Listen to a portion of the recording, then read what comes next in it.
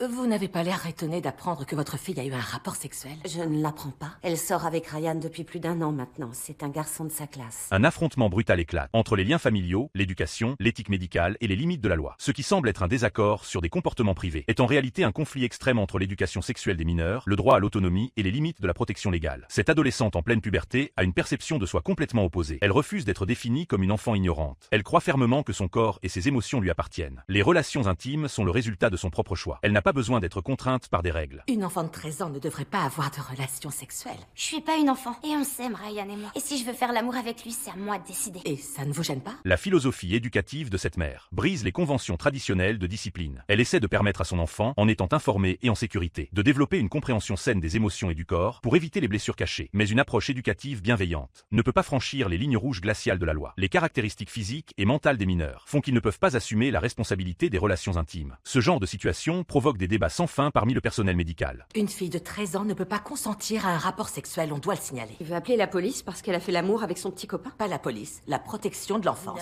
Mais si deux adolescents de 13 ans couchent ensemble, lequel abuse de l'autre et lequel est la victime? On a l'obligation Non, de... pas du tout. La loi est très claire. Ce n'est plus la peine d'en discuter.